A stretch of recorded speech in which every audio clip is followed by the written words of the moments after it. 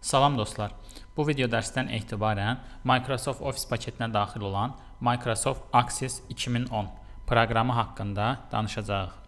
Bu mövzuda olan ilk kiçik video dərsimiz verilənlər bazası adlanır. Bu video dərsdə əsasən verilənlər bazası və verilənlər bazasının idarəetmə sistemləri haqqında danışmağa çalışacağıq. İndi isə dərsimizə başlayaq. Verilənlər bazası nədir? Əvvəlcə bu suala cavab tapmağa çalışaq. Verilənlər bazası məlumatlar toplusudur.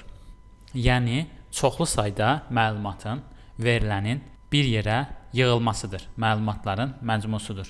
Verilənlər bazasına misal kimi işçilər haqqında cədvəli, tələbələr haqqındakı məlumatlar toplusunu, firmanın məhsulları haqqında olan cədvəli misal göstərmək olar.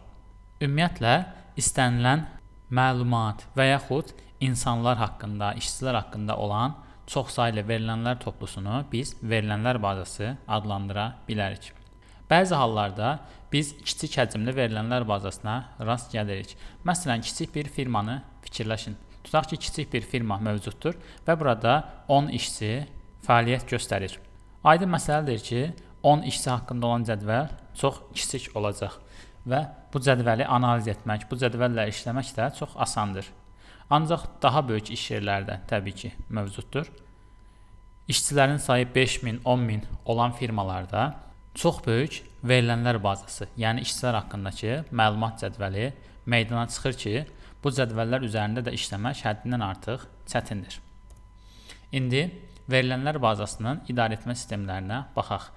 Əvvəldə qeyd etdiyimiz kimi çoxsaylı verilənlər birlikdə verilənlər bazası adlanır.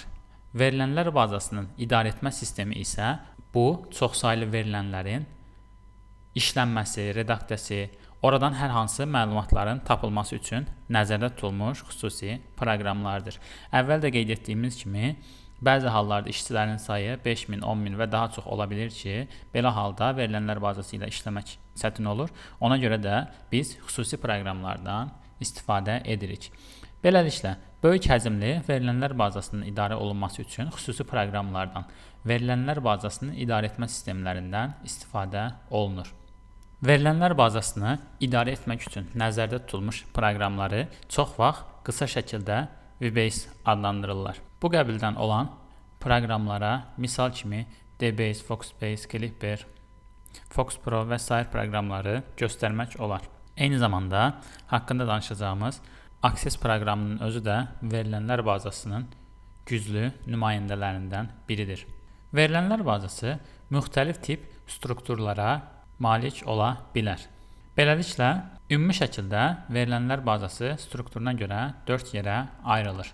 İyerarxik, ağacvari və yaxud budaqlanan struktur. Belə strukturlu verilənlər bazasında bir neçə verilən, bir veriləndən asılı olur. Şəbəkə strukturlu verilənlər bazası. Şəbəkə strukturunda verilənlər bir-birindən qarşılıqlı surətdə asılı olur. Obyekt yönlü verilənlər bazası. Bu, verilənlər bazasının müasir versiyasıdır. Lakin o qədər də geniş istifadə edilmir. Ən geniş istifadə olunan verilənlər bazasının strukturu isə relyasiya strukturudur ki, burada bütün tip verilənlər cədvəllər şəklində tərtib olunur və yaxud cədvəllər şəklində saxlanılır.